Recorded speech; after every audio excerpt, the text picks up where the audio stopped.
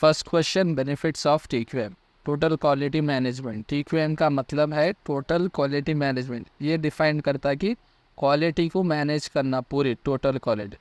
ये जो है सो एक it's a comprehensive approach to quality that focus on continuous improvement and customer satisfaction.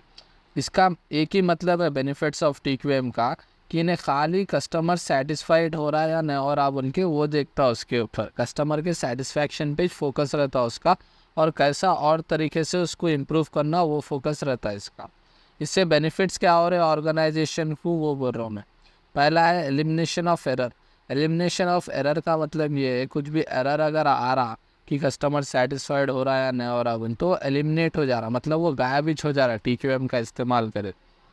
Second, improve productivity. इसके अंदर क्या हो रहा, प्रोडक्टिविटी में सुधार आ रहा, जो अपन बना रहे कस्टमर्स का फीडबैक सेटिस्फैक्शन ले रहे तो और सुधार आ रहा है उसमें।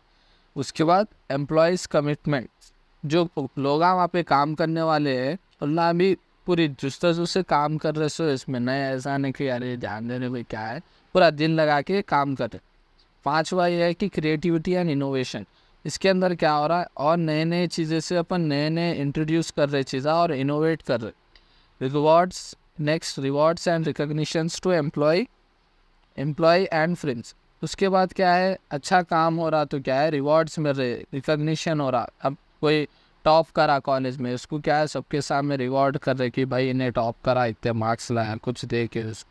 रिडक्शन इन स्क्रैप, जो भी अब वेस्ट मटेरियल हो रहा था प्रोड्यूस, तो उसको क्या हो रहा, कम हो रहा उन्हें। अब मान लो जैसे एक बुक को एक लकड़ी का लगता था पेपर, तो आधी लकड़ी का क्या हो रहा, वेस्ट हो जा रहा था, तो उन्हें क्या कर रहा है इसमें रिड्यूस कर दे रहा, उसको आधी लकड़ी भी वेस्ट नहीं होने दे रहा और कम होने दे रहा। इम्प्रूव ब्रांड इमेज, क्वालिटी, ये सब इम्प्रूव करे बाद क्या हो रहा है, ब्रांड की एक वैल्यू बन जा रही है उन्हें। लास्ट में ये हो रहा है कि इन्हेंस कस्टमर सेटिस्फाइड हो जा रहा है, उससे कस्टमर को सेटिस्फैक्शन और ज़्यादा मिल रहा। First answer. Second answer, SAQ, statistical quality control. इसका short form SQC, statistical quality control. ये क्या है, एक डेटा ड्राइवन अप्रोच है जिसमें क्या करता है, एक डेटा को लेके क्वालिटी को कंट्रोल करता, जिसमें जो है सो बहुत सारे चीज़ें रहते। Second answer, statistical quality control, short form SQC। ये क्या है, एक data driven approach to quality control है एम्प्लॉयज़। जैसा कि इन्हें डेटा को लेके क्वालिटी कंट्रोल करता, जैसा कि statistical techniques to monitor and control production process. इन्हें क्या कंट्रोल करता, प्रोडक्शन प्रोसेस कंट्रोल करता, कि जो बन रहा सामान उसके प्रोसेस को लेके कंट्रोल करता। इसके अंदर क्या है, बहुत सारे कॉम्बिनेशंस यूज़ करते हुए इन्हें करता है, जैसा कि statistic, quality and control to ensure product, service and quality standards maintain करने के लिए इन्हें इस्तेमाल होता है स्टैटिस्टिकल क्वालिटी कंट्रोल।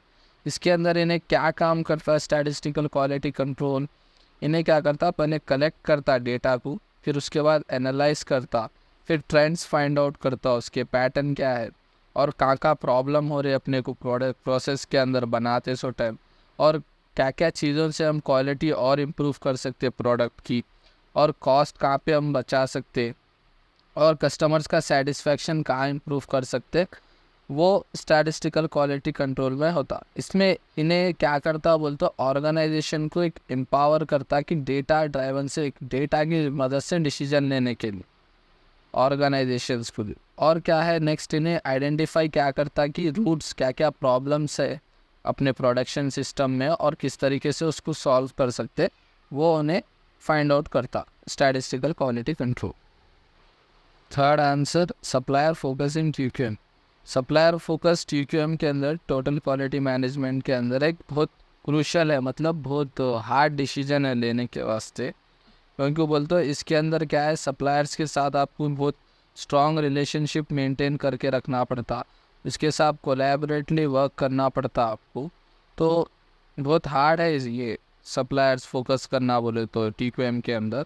इसके अंदर क्या है, ऑर्गेनाइजेशन जो क्राइटेरिया चाह रही है आपसे, वो क्राइटेरिया पे सप्लायर्स मिलना आपको, कि थोड़े कंडीशंस रहते हैं ऑर्गेनाइजेशन के, ये रहना सप्लायर के पास तो ये हम मिलते, तो वो कंडीशंस रहना, तो ऑर्गेनाइजेशंस के ना मीट होना क्राइटेरियाज, इतना क्या फोकस करते हैं ना, सप्लायर की क्वालिटी पे ऑर्गेनाइजेशन किस तरीके से ओवरऑल प्रोडक्ट्स और सर्विसेज में इम्प्रूव कर सकता, और इन्हेंस कस्टमर्स किस तरीके से सेटिस्फाई होता।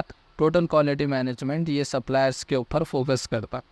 और क्या है, TQM क्या देखते हुए लेता कि सप्लायर को सेलेक्ट किस तरीके से करना, सप्लायर का डेवलपमेंट क्या है, सप्लायर्स की पार्टनरशिप क्या है, सप्लायर्स का परफॉर्मेंस क्या है, और इन्वॉल्वमेंट कितनी है सप्लायर्स की।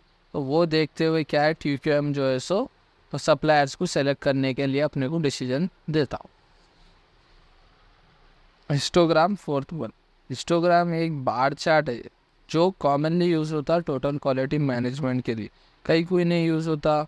इन्हें जो है सो अपने को प्रॉब्लम कहाँ आ रही बताता हाइट से चार्ट पे, क्योंकि ये चार्ट जो है एक बार चार्ट है जो बार्स इंडिकेट करता है, जैसा कि ब्लॉक्स इंडिकेट करते हुए ये बोलता है कि ट्रेंड्स क्या है दिखाता आपके, कि कंटिन्यूस इम्प्रूवमेंट हो रहा है या नहीं हो रहा, पैटर्न्स क्या चल रहे हैं आपके, एक डेटा बना के देता आपको, जो क्या है बहुत प्रोसेस को क्या है आपके बहुत स्टेबल कर देता है, जिससे क्या होता है आपको फ़ायदा हो जाता है कि अब डेटा अपन चार्ट में जैसा देखते या बार डायग्राम पे, तो अपने को मालूम हो जाता कि यहाँ अपनी कमी है, ये साल या ये महीने पिछले महीने अपने को जो है सो ज़्यादा सेल्स हुई थी, ये महीने कम हुई, तो एक इंडिकेशन से एक बार डायग्राम से देखने को मिलता आपको, जिससे क्या होता बोले तो आप गेंस क्या हो रहे, आपकी डेटा क्वालिटी क्या है, प्रोफेशनल वे में आप जा रहे नहीं जा रहे, और क्या एरिया से आपको फाइंड आउट करने इम्प्रूवमेंट के लिए, वो आपको इसमें से मालूम हो जाता।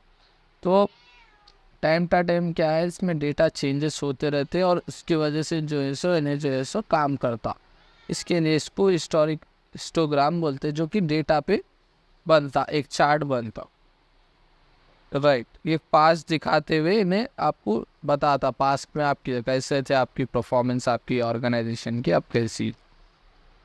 Fifth answer, just in time एक प्रोडक्शन स्ट्रैटेजी है, एक टेक्निक है प्रोडक्शन, जिसमें क्या होता जो प्रोडक्शन गुड्स है वो खाली जितने होना उतने ही बनाते, समझ रहे।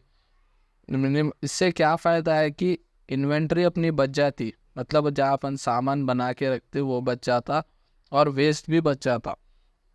और इससे क्या होता है एक मार्केट में एक पुल सिस्टम आता अपने पे, कि कम अब जो है सो फॉर एग्जांपल एक नया फ़ोन है, तो ला क्या कर रहे मार्केट में वो फ़ोन की नीड जो है सो 1000 पीसा है, तो ला 1000 ही बना के रख रहे। तो 1000 बना के रखने से क्या हो रहा, उनकी जो इन्वेंट्री स्पेस है जहाँ ला बना के रखते वहाँ उतनी कम हो जा रही, वेस्ट भी ना हो रहे, उनके फ़ोन्स डिफेक्ट ना हो रहे, तो सीधा जितने होना है उतने जो है सो कस्टमर्स के लिए पहुँच रहे। तो इससे क्या होता है मेजॉरिटी जो है सो JIT ऑर्गेनाइजेशनल कम्प्लीटली यूज़ करते रहती, जिससे कि सिग्निफिकेंटली उनका क्या है कॉस्ट कम होता, रिड्यूस कॉस्ट जो है सो बनाने का कॉस्ट कम होता, स्टोरेज का कॉस्ट कम होता, और मेन जो इम्पोर्टेंट है वो रिस्क नहीं रहता उन लोगों कि 1000 मार्केट में ज़रूरत थी 1000 बना लिए, तो रिस्क कहीं भी नहीं है यहाँ। तो इसमें क्या होता है इंटरप्शन कंटिन्यूस फ्लो रहता है इम्प्रूवमेंट का, मिनिमाइजिंग इन्वेंट्री रहती, कंटिन्यूसिंग प्रोडक्शन प्रोसेस रहता है, एक वन पीस फ्लो इन्वॉल्व्स। एक टाइम पे ला क्या करते कि एक ही बैच बनाते, फॉर एग्जांपल अब एक स्मार्टफोन बना रहे एंड्रॉयड का, तो सिर्फ एंड्रॉयड का ही वही टाइम पे बनाते, iOS का ऐसा दूसरा नहीं बनाते, एक ही बना रहे तो एक ही बैच का बनाते, जिससे कि क्या होता बैच का जो साइज़ रहता बनाने का वो कम होता।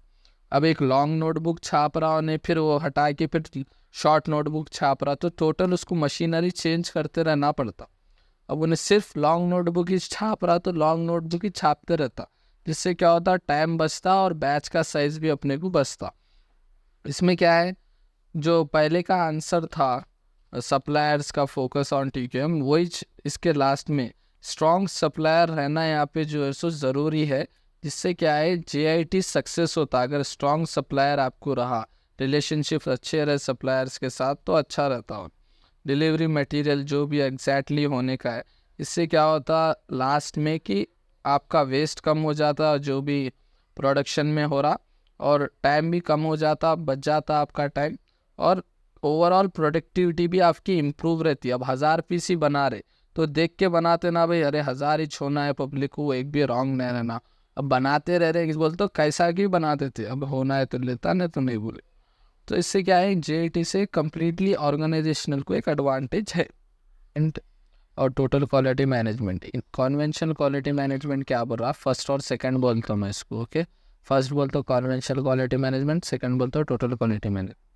तो फर्स्ट में इन्हें ये बोल रहा कि इन्हें जो है सो इसका मेन मोटिव ये रहता है कि कैसा कॉस्ट कम करूँ, और सेकंड में ये इसका मोटिव ये रहता है कि कस्टमर्स को ज़्यादा से ज़्यादा सेटिस्फाइड कैसा करना।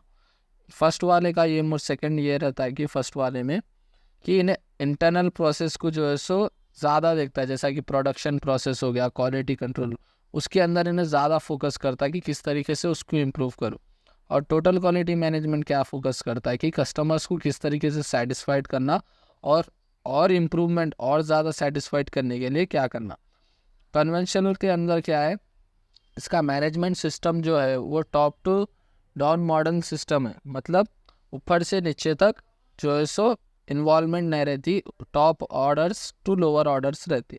इसके अंदर क्या है, टोटल क्वालिटी मैनेजमेंट के अंदर मैनेजमेंट जो है सो सबके साथ मिलजुल के काम करता, एम्प्लॉयज़ के साथ हो, टॉप मैनेजमेंट के साथ, सब जने एक साथ मिले हुए रहते, मिल के काम करते।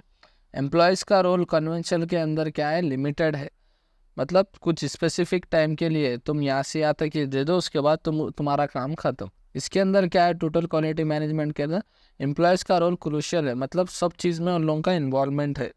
इसके क्या है, इसमें कन्वेंशन के अंदर एम्प्लॉयज़ का जो इन्वॉल्वमेंट है वो लिमिटेड है, और क्या फोकस कर रहे हो ना, स्पेसिफिक इंस्पेक्शन रोल्स के ऊपर। जैसा अभी बोला मैं कि तुम्हारा काम सिर्फ यहाँ जाके दे के आना है, उतना ही, उसके हट के तुम्हारे एक्स्ट्रा ऑर्डिनरी काम नको, कुछ भी नको, जो बोले उतना ही सुनो।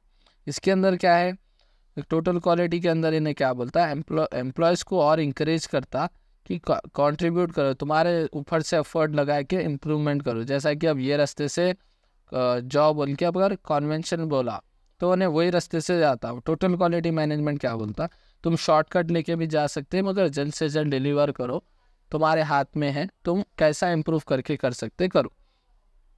सक्सेस इसके अंदर क्या है, कन्वेंशन के अंदर सक्सेस जो है सो किस तरीके से डिस्क्राइब होती है बोल तो, इन लोगों के लिए सेल्स, रिटर्न ऑफ इन्वेस्टमेंट और प्रॉफिट, ये इन लोगों की सक्सेस है कन्वेंशनल के अंदर। टोटल क्वालिटी मैनेजमेंट के अंदर सक्सेस क्या है बोल तो, कस्टमर का सेटिस्फैक्शन उनकी सक्सेस है, और क्वालिटी प्रोडक्ट्स उनकी सक्सेस है। और इसमें कन्वेंशनल के अंदर क्या है, क्वालिटी जो है सो क्वालिटी, ये जो है सो रिस्पॉन्सिबिलिटी किसको दे दे रहे हैं ना, क्वालिटी जो है सो खाली रिस्पॉन्सिबिलिटी मैन्युफैक्चरिंग डिपार्टमेंट की है, भाई उन्हें बना रहा हूँ, उन्हें जिम्मेदार है, मैं जिम्मेदार नहीं हूँ बोल देते अल्लाह, conventional quality management. Total quality management क्या बोल रहा बोले तो, क्वालिटी जो है सो सबका डिपार्टमेंट का सबकी जिम्मेदारी है कि क्वालिटी चेक होना, क्वालिटी बहुत अच्छी रहना बोल के, ये सबकी जिम्मेदारी दे रहे अल्लाह क्वालिटी के ऊपर, टोटल क्वालिटी मैनेजमेंट। उसके बाद 7th पॉइंट क्या है, 6th 1 2 8 ट्रेडिशनल मेथड्स। इसमें क्या है, ट्रेडिशनल मेथड्स अडॉप्ट होते कि क्वालिटी इंप्रूव हो रही क्या नहीं, जैसा कि इंस्पेक्शन हो गया, गॉजिंग और अडॉप्टेड ऐसा। इसके अंदर क्या है, टोटल क्वालिटी मैनेजमेंट के अंदर कि इला फोकस करते ट्रेनिंग के अंदर, प्रोसेस कंट्रोल के अंदर और वर्क कल्चर के अंदर इला फोकस करते। इंस्पेक्शन वो ये नहीं करते, मगर फोकस वो चीज़ों में करते कि जिसकी बाद उनको ये सब चीज़ों की ज़रूरत नहीं पड़ना। इन लोगों के अंदर क्या है, कन्वेंशनल के अंदर क्वालिटी जो है एक डायमेंशन है जो खाली थोड़े बहुत चीज़ों के ऊपर स्पेसिफाइड करते हैं, मगर इन लोगों के अंदर क्वालिटी डायमेंशन क्या है कि कस्टमर सेटिस्फाइड रहना, इन लोगों का ये क्वालिटी डायमेंशन है। इन लोगों quality improvement approach is reactive. इन लोगों के अंदर क्या है, क्वालिटी इंप्रूवमेंट अप्रोच, मतलब क्वालिटी को इन लोग कैसा इंप्रूव करते बोले तो, अगर कुछ मान लो उसमें अब फ़ोन इन लोग बनाए तो अब वो फ़ोन में ख़राबी आई, तभी चुनना जो है सो उसको इम्प्रूव करने का या उसको सॉल्व करने का डिसीजन लेते। जब तक वो चीज़ ख़राब नहीं हुई, जब तक उसके ऊपर डिसीजन नहीं लेते। इसके अंदर क्या है, टोटल क्वालिटी मैनेजमेंट के इल्ला हमेशा एक्टिव रहते। अब वो जो अच्छा चल रहा सो भी फ़ोन है, उसको और अच्छा कैसा बनाना और इम्प्रूवमेंट कैसा करना वो देखते। हालांकि इसके सरकार ने कन्वेंशनल के अंदर अगर जब तक वो फ़ोन ख़राब नहीं हुआ उसके ऊपर देखते भी नहीं, वैसा नहीं है इन लोगों का सिस्टम। अब कन्वेंशनल का लास्ट का क्या है, इनका क्या है कि रिलेशनशिप सप्लायर्स के साथ जिस तरीके की रिलेशनशिप रखते हैं वो पूरी प्रोफेशनल रहती प्राइजेस के ऊपर। अब मान लो तुम मेरे को जो है 100 रुपये में डिलीवरी कर रहे, दूसरा जना आके 90 में बोल दिया, ख़त्म, उसका नहीं चल जाते हो। ये नहीं देखते कि तुम टाइम पे डिलीवरी दे रहे, तुम कस्टमर डैमेज नहीं करा रहे प्रोडक्ट्स को, तुम बराबर डिलीवरी दे रहे, वो सब नहीं देखते, खाली प्राइस देखते। इन्हें कम में दे रहा है इसकन चल जाओ, उन्हें कम में दे रहा है उसकन चल जाओ। टोटल क्वालिटी मैनेजमेंट के अंदर कैसा है, रिलेशनशिप जो है जो बनती इन लोगों के पास वो टोटली ये देख के, प्राइस को देख के नहीं बनती, इन लोगों के फोकस के ऊपर देख के बनती। अब जो सप्लायर अच्छा है, पैसे ले रहा मगर टाइम पे कस्टमर्स को प्रोडक्ट्स दे रहा, डैमेज नहीं करा रहा प्रोडक्ट्स को, से भी सही सलामत ले जाके दे रहा, तो उन लोगों के साथ इन लोग ऐसे रिलेशनशिप मेंटेन रखते। Second, explain 14 principle by Deming towards quality improvement. Doctor W Edwards Deming. Doctor W Edwards Deming क्या है, फादर ऑफ क्वालिटी मैनेजमेंट बोलते कहते हैं इनको। इन्हों क्या है, बहुत सारे एफर्ट्स दिए क्वालिटी कंट्रोल और इम्प्रूवमेंट में, कंट्रीब्यूट करे इन्हों क्या करे, 14 पॉइंट्स बनाए मैनेजमेंट के, जो कि एक फ्रेमवर्क हुआ ऑर्गेनाइजेशन को क्वालिटी में अचीव करने के वास्ते, एक्सीलेंस के लिए। तो पहला क्या है इनका 14 प्रिंसिपल में से, create consistency of purpose towards improvement of product and services. इसके अंदर क्या है, ऑर्गेनाइजेशन जो है लॉन्ग टर्म गोल्स के लिए फोकस करना, कंटिन्यूस इम्प्रूवमेंट करना और शॉर्ट टर्म प्रॉफिट के पीछे नहीं जाना, जो लॉन्ग टर्म के लिए जाना। नेक्स्ट क्या है इनका, अडॉप्ट द न्यू फिलॉसफी। इनका क्या है, इन्हों क्या बोल रहे हैं, फोकस इंस्पेक्शन और प्रिवेंशन के ऊपर से फोकस हटा के, उससे अच्छा जो है क्वालिटी के ऊपर बिल्ड करने के ऊपर फोकस रखना बोल रहे हैं। इंस्पेक्शन ये देखो वो देखो, उससे अच्छा क्वालिटी इम्प्रूव कैसा करते हो वो देखो बोल रहे। थर्ड वाला क्या है इनका, cease dependence on inspection to achieve quality. इस थर्ड वाले में इन्हें क्या बोल रहे, इन्हों क्या बोल रहे कि एक इफेक्टिव प्रोसेस डालना, स्टैटिस्टिकल मेथड्स यूज़ करना कि क्वालिटी रहना, बोल के प्रोडक्ट के अंदर क्वालिटी रहना, और उसके ऊपर इंस्पेक्शन होना, क्वालिटी के ऊपर इंस्पेक्शन होना बोल के बोल रहे हैं। फिर फोर्थ में क्या बोल रहे, stop awarding business on the basis of price alone.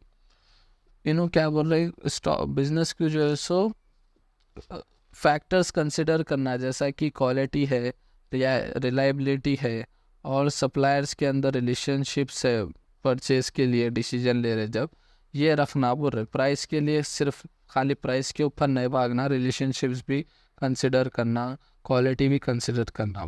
Fifth में क्या है, improve consistently and forever.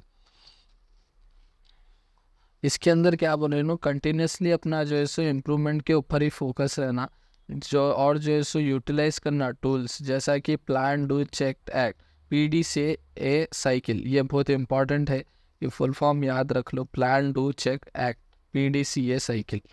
Okay, फिर सिक्स्थ में क्या है, institute training on the job.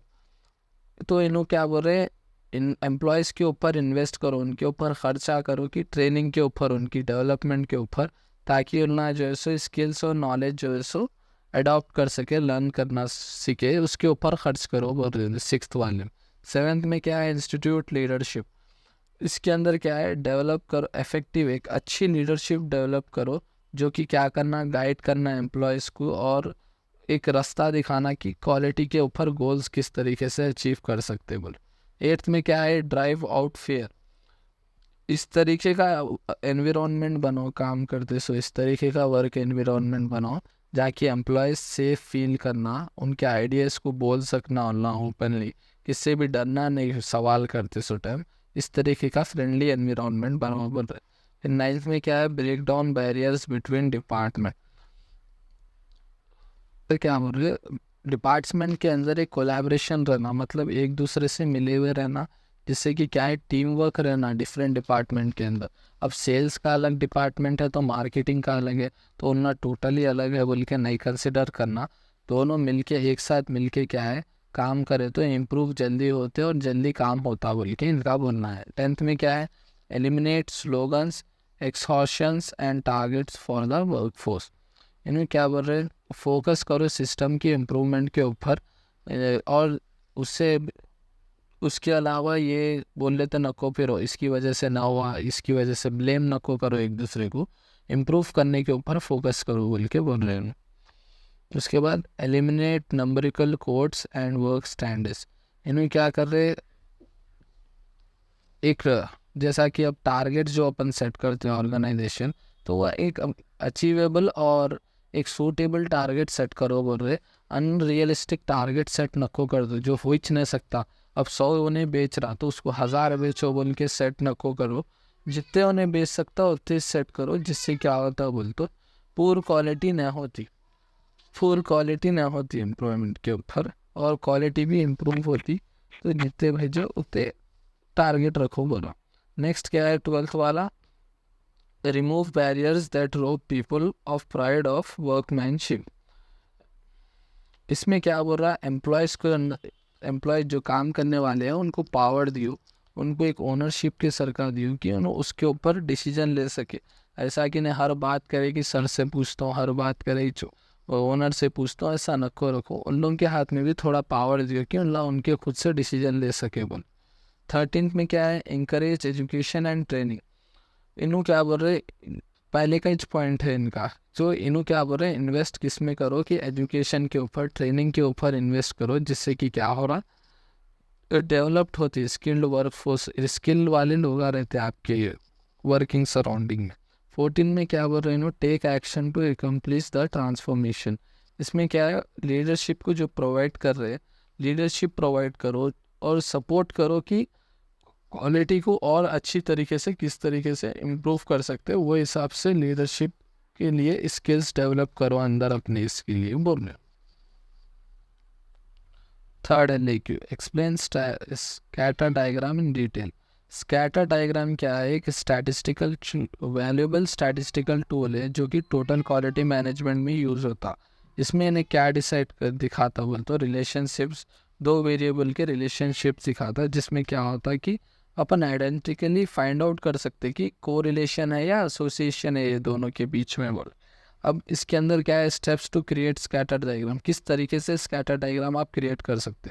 First point है कि गैदर डाटा, क्योंकि स्कैटर डायग्राम जो बनता है वो डाटा की वजह से बनता, तो आपको डाटा होना ज़रूरी है दो वेरिएबल्स का, जिसकी वजह से आप स्कैटर डायग्राम बनाते।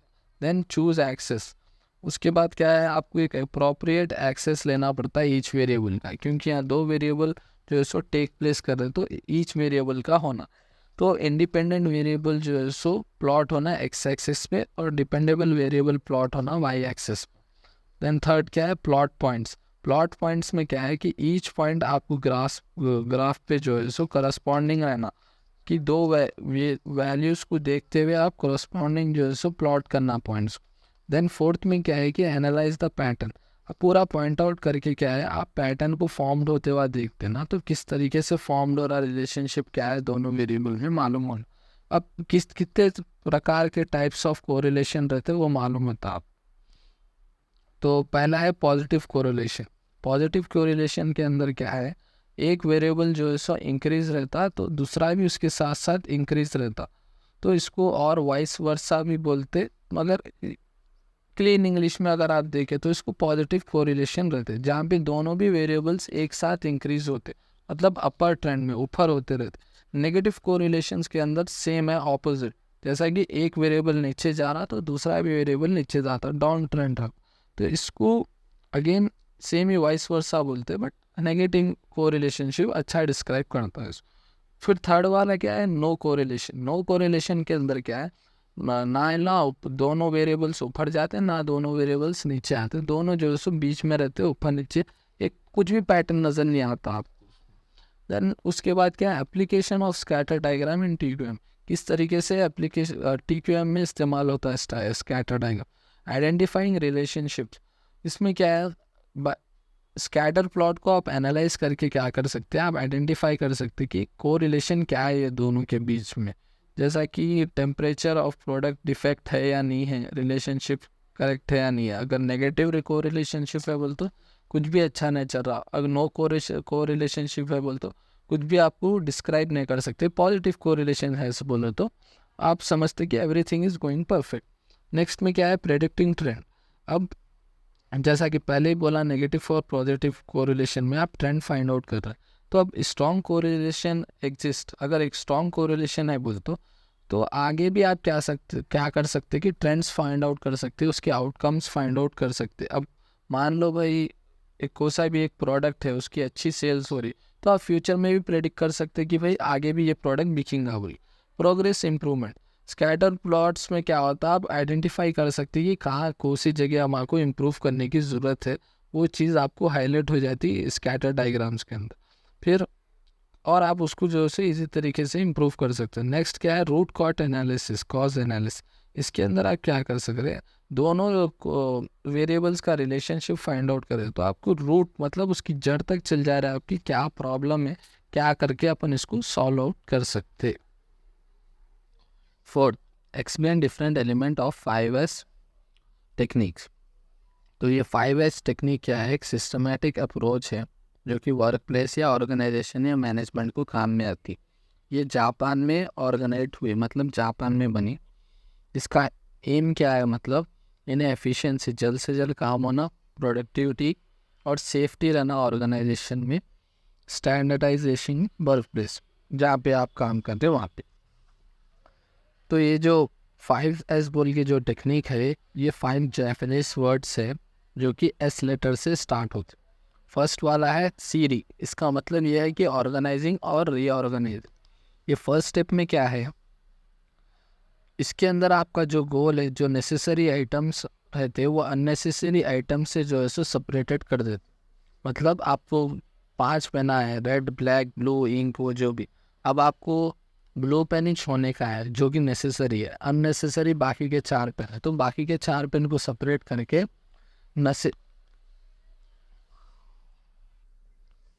हाँ, तो इसमें क्या हो रहा, अननेसेसरी जो आइटम्स है फर्स्ट पॉइंट में, इन्हें उसको रिमूव कर दे रहा। जैसा कि अब तुम्हारे पास 4 अननेसेसरी पेन थे, ब्लू ही छोड़ना था तुम्हारा, तो इन्हें तुम्हारा उसमें से हटा दे रहा।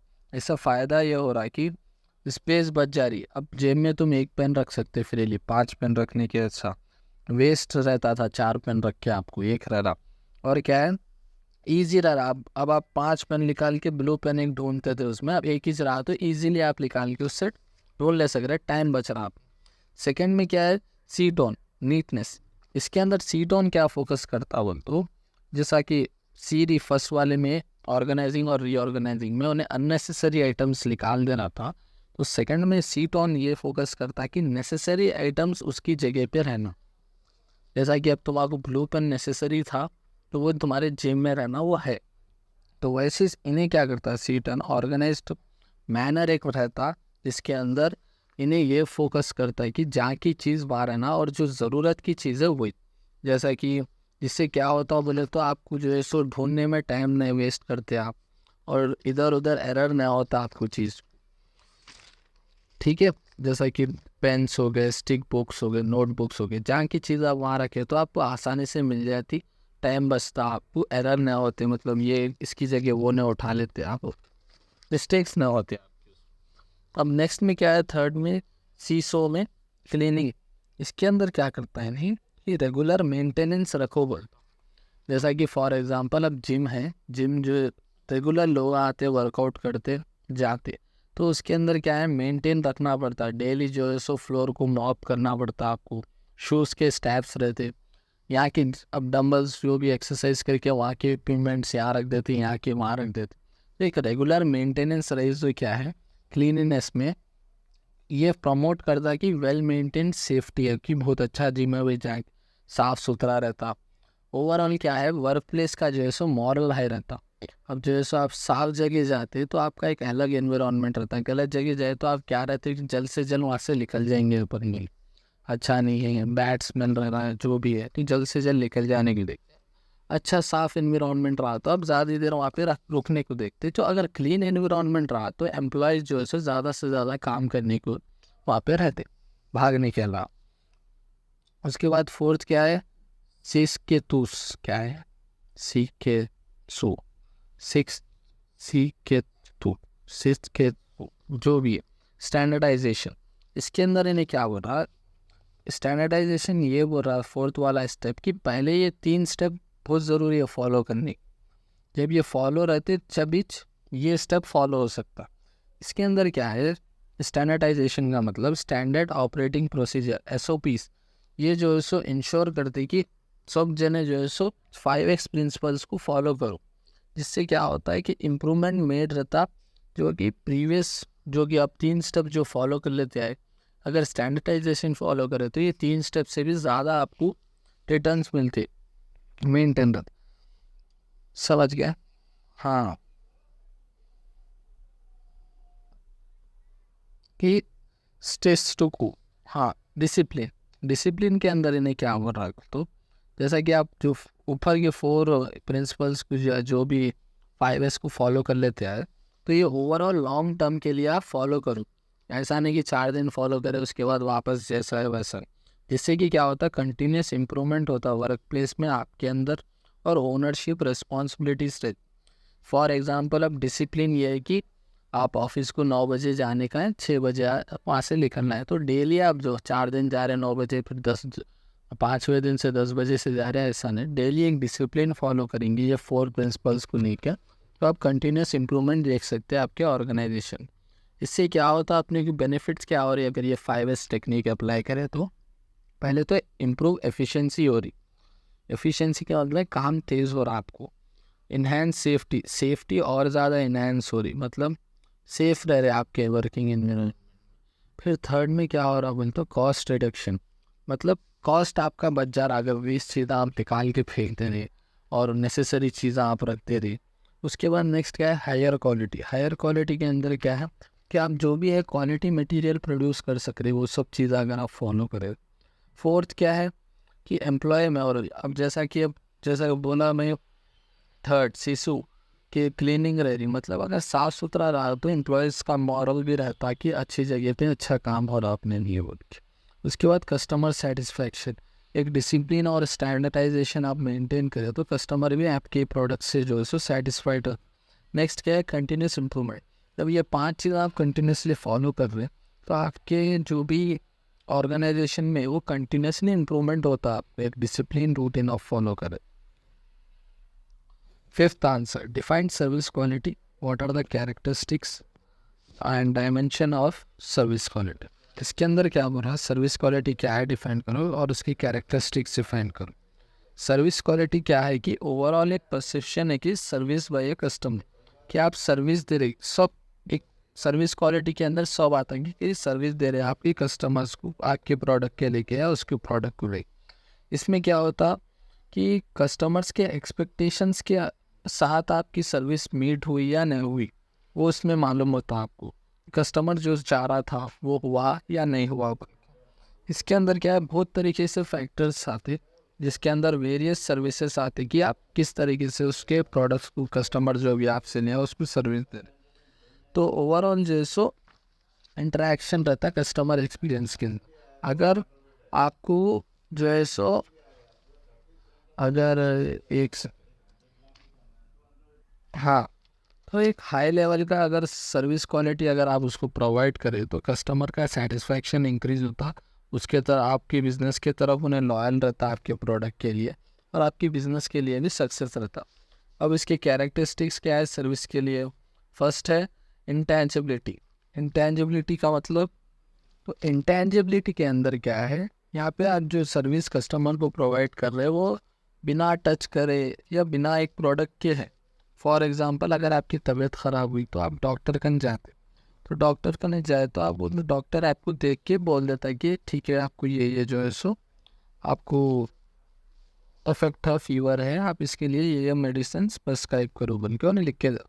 ना आपको वहाँ उन्हें कुछ काम करके दे रहा, ना आपको कुछ देख के दे रहा। एक फिजिकल इंटरेक्शन नहीं है उसके बीच में, फिजिकल नहीं है, वर्बल इंटरेक्शन के अंदर इंटेंजिबिलिटी के अंदर आपको सर्विस प्रोवाइड कर रहा हूँ, उसके लिए चार्ज कर रहा। समझ गया? इंटेंजिबिलिटी। इंटेंजिबिलिटी का मतलब हो गया। अब क्या है नेक्स्ट, ट्रेसेबिलिटी। ट्रेसेबिलिटी इसके अंदर क्या है कि जो एक बार आप सर्विस कर दिए वो बाद में स्टोर ना होती और ना इन्वेंटरी होती।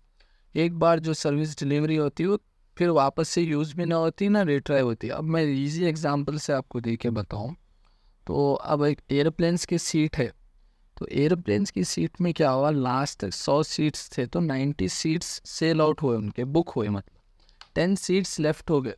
अब उन 10 सीट्स के लिए फ़्लाइट तो कैंसिल नहीं कर सकते ना 90 लोग की, 90 लोगों को उनको फ़्लाइट देना है। तो जो अब उन 10 सीट जो एम्प्टी जा रहे हैं उनके, तो वो जो सर्विस है उनकी जो है वो वेस्ट हो गई, मतलब एक बार जो यूज होगी वो कैनॉट यूज अपने हो। अब वो 10 सीट उनको एम्प्टी लेते हुए जाना पड़ता, एम्प्टी लेके जाना पड़ता है, जहाँ पे उनका लॉस है 10 सीट का कि उनकी बुक नहीं हुई। और एक एग्जांपल से कि एक डॉक्टर का अपॉइंटमेंट आप बुक करें, अब अपॉइंटमेंट आप बुक करें कि 2 बजे कल आता हूँ बोल के, अब वो 2 बज गया, आप नहीं गए उन पे, तो लॉस किसका है यहाँ पे, आपका लॉस है कि आप नहीं गए। तो एक बार अब भाई मैं वो 2 बजे नहीं गया, कल 2 बजे मेरा कर दो बोल के बोल सकते हैं, आप नहीं बोल सकते। एक बार जो चीज़ आप बुक कर दिए वो बाद में स्टोर नहीं होती ना, रीयूज होती, उसको बोलते हैं रिशाबिलिटी। नेक्स्ट क्या है, नेक्स्ट इनसपरेबिलिटी। इसके अंदर क्या है, प्रोडक्शन और कंजप्शन ऑफ सर्विस जो है सो एक साथ अक्कर होना, मतलब अब कोई चीज़ प्रोडक्ट हो रही तो उसका कंजप्शन भी एक साथ ही होना, मतलब प्रोडक्शन भी होना, सेल्स भी होना, एक साथ टाइम पे होना। फॉर एग्जांपल मैं आपको समझाऊँ तो ऑनलाइन अब कोई भी पढ़ा रहे आप तो, या फिर क्लासरूम में टीचर पढ़ा रहे तो आपका इंटरेक्शन रहना जब का जब, तो क्या हो रहा है, आप दोनों भी समझ सक रहे हो जो टॉपिक पे पढ़ा रहे हैं। जैसा अब मैं आंसर ये पढ़ा रहा हूँ, आप भी आंसर समझते हुए मेरे को रिप्लाई करते रह रहे, क्वेश्चंस करते रह रहे, तो उसमें क्या हो रहा है कि आप दोनों अटेंटिव है वो टॉपिक को लेके। तो इसमें क्या हो रहा है, सेपरेबिलिटी नहीं रह रही, सेपरेट नहीं रह रही एक दूसरे से, अपना इनसेपरेबिलिटी नहीं रह रही। उसकी वजह से क्या हो रहा, प्रोडक्शन और कंजप्शन जो है सो सर्विस जो है भी ऑफर कर रहे, तो वो टाइम पे एक साथ दोनों ऑक्यूपाई करना बोल के है, सर्विस प्रोवाइडर और कस्टमर के बीच में एक इंटरेक्शन रहना। नेक्स्ट है वेरिएबिलिटी, नेक्स्ट है वेरिएबिलिटी। वेरिएबिलिटी का मतलब क्या है, जो क्वालिटी और सर्विसेज जो है सो अलग अलग डिपेंड करते सर्विस प्रोवाइडर पे और कस्टमर्स और स्पेसिफिक सिचुएशन के अंदर।